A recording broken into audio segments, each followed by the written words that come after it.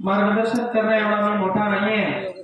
मी तुमचाच एक गरीब शेतकऱ्याचा मुलगा आहे आणि या ठिकाणी या लोकसभेच्या मतदारसंघामध्ये आपण काम केलेलं आहे। आपल्याला माहिती आहे की मागच्या 25 वर्षापासून यांनी आपल्याला तोंड दाखवलेलं नाहीये। आपल्या आरोग्याच्या प्रश्नावर, आपल्या शिक्षणाच्या प्रश्नावर, आपल्या लेकरा बाळाच्या भवितव्याच्या प्रश्नावर एकही मुद्दा यांनी या संसदेत मांडलेला नाहीये। माझा तुम्हाला प्रश्न आहे, साधा ग्रामपंचायतची निवडणूक असले की आपण डोकं फोडाफोडी करतो, जिल्हा परिषदचा निवडणूक असले की आपण घरच्या भाकरी घेऊन पळतो। ही लोकसभेची निवडणूक आहे। आपल्या लेकरांचं भविष्य, आपल्या लेकरांचं आयुष्य, आपल्या जिल्ह्याला दिशा देणारी, भारतातलं सर्वोत्तम पद ठरवणारी ही निवडणूक आहे। 25 वर्ष डोळे लावून आपण कसं मतदान केलं?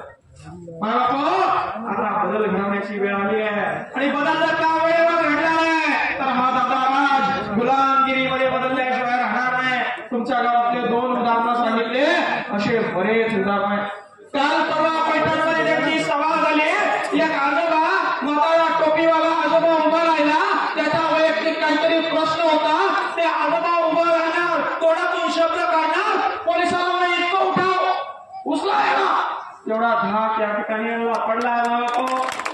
अरे तुम्ही खासदार आहे, केंद्रीय मंत्री आहे, तुमच्या लोकसभेमध्ये तुम्हाला जनता या ठिकाणी प्रश्न विचारू इच्छिते। ते काय विचारतायत ते तर ऐकून घ्या। तुम्ही यंत्रणेचा धाक दाखवून उचला याला म्हणायला लागले।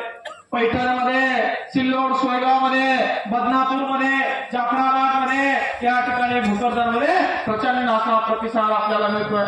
सुरुवातीला त्यांना वाटलं लहान पोरग आहे, याच्याकडनं काय होणार आहे, 25 वर्षाचं पोरग आहे। आता समाजाचं, 18 पगड जातीचं, दीन दलित, गोरगरीब, मुस्लिम बांधवाचा पाठिंबा बघून यांच्या पायाखालची वाळू सरकली आहे। काल पैठणमध्ये गेलो दादा, 40-45 गावं या ठिकाणी केले एका दिवसात, पुन्हा दुसऱ्या दिवशी 30-35 गावं केले, 80-90 गावं या ठिकाणी फिरलो।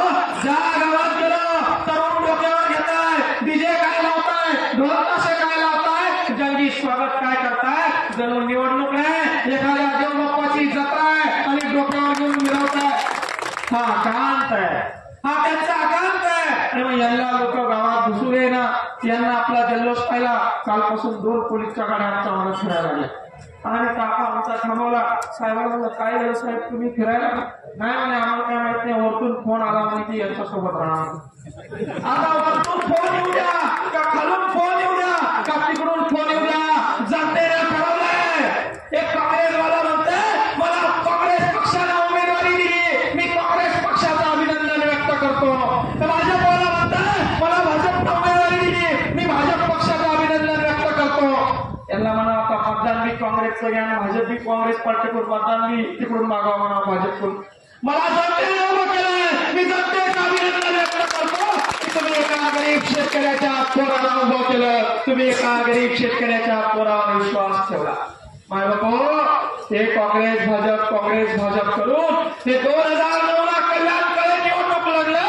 आता 10-15 वर्ष झाले, 2024 उगाला आणि आता सभेमध्ये जाऊन काय म्हणते, मुस्लिम मतदान हमारे हक्क है, मुस्लिम मतदान हमारे हक्क है। अरे तुमची जागिरी नाहीये, मुस्लिम बांधवाला सुद्धा रस्ते लागतात, त्यांना सुद्धा प्यायला पाणी लागतं, त्यांच्या सुद्धा बाळांचं, त्यांच्या सुद्धा लेकरांचं आयुष्य आहे, त्यांना सुद्धा शिक्षण लागतं। जातीवाद करायचा, हे मतदान आमचं, ते मतदान आमचं असं सांगून मतदान डिवायडेशन करायचं आणि या ठिकाणी निवडून यायचं। आणि निवडून आल्यावर काय करायचं, पुन्हा 5 वर्ष गावात येऊन बघायचं नाही, पुन्हा 5 वर्ष कुठल्या गावाला निधी नाही। तिकडं भोकरदान जाफराबाद मध्ये विहिरीच बंद करून टाकल्या, मागे त्याला सिंचन विहीर केंद्र शासन देतं, बंदच करून टाकल्या बाबानं।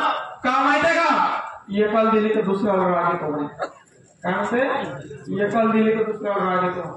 सरपंचाचा निधी असतो, विकासाचा खासदार निधी असतो, एका गावाला दिलं तर दुसऱ्या गावाला राग येतो म्हणे। बघितलं तुम्ही असं खासदार कधी? 25 वर्ष झाले आपली अख्खी पिढी गेली। हे टोपी घातलेले जे वयस्कर बाबा बसले त्याला हात जोडून विनंती करतो, ही निवडणूक तरुण बांधवांनी हातात घेतली आहे, तरुण बांधवांनी ही निवडणूक हातात घेतली आहे, एवढ्या वेळी मोठं मन करून त्या तरुण बांधवांच्या खांद्याला लावून त्यांच्या पाठीवर हात ठेवा. त्यांचा यातना समजून घ्या, त्यांचा आकांत समजून घ्या. अरे यांनी शिक्षण आपलं उद्ध्वस्त केलं, आरोग्य आपलं उद्ध्वस्त केलं. आपल्या ताईला एखाद्या हॉस्पिटलमध्ये डिलिव्हरीला न्यायचं तर प्रायव्हेट हॉस्पिटलमध्ये आज न्यावं लागतं. सीझर ते करतात 1.5, 2, 2.5 लाख रुपये गरीब शेतकऱ्याकडून देतात. ही सुविधा पुण्यासारख्या, दिल्ली सारख्या, मुंबई सारख्या शहरामध्ये सरकारी सुविधा आहे. आपल्याला ती नाही आहे. कारण आपला खासदार कसा आहे, आपल्याला मोठमोठाले कॉलेज नाही, आपल्याला MIDC नाही, आपल्या प्रत्येक गावात 100 150 पोरं बेरोजगार मिळतात. त्याचं कारण आहे आपली शिक्षण व्यवस्था उद्ध्वस्त केली. या जालना लोकसभा मतदारसंघात माझा आरोप आहे, तुम्ही जाऊन बघा, 70-80 पत्र्याचे कॉलेज उघडले, दुकान उघडले, 10-20 हजार रुपये डोनेशन घेतात, वर्षभर रेग्युलर कॉलेज करत नाही आणि कॉप्या करून सर्रास पोराला पास करतात. अरे ओळखा, आपला मेंदू भ्रष्ट केला, आपलं शिक्षण उद्ध्वस्त केलं आणि आता तेच आपले पोरं आपल्या मोटरसायकलला यांच्या पक्षाचा झेंडा बांधत आणि यांच्या मागे यांच्या चटया उचलत फिरतात. मायबाबा, आपल्या पोरांनी यांना आमदार केलं, यांच्या लेकराला मोठं केलं, यांच्या सुना, यांच्या पोरीला मोठं केलं. आपला एखादा माणूस जर का काही काम घ्यायला गेला तर हे टक्केवारी घेतात, हे टक्केवारी घेतात. आणि सगळ्यांना विनंती आहे, 18 पगड जातींना, दीन दलित गोर गरीब कष्टकरी बांधवांना विनंती आहे, सर्व समाजाला विनंती आहे. मी एका जातीचा चेहरा म्हणून नाही, मी जरी जातीवंत मराठा असलो तरी मी जातीवादी नाहीये.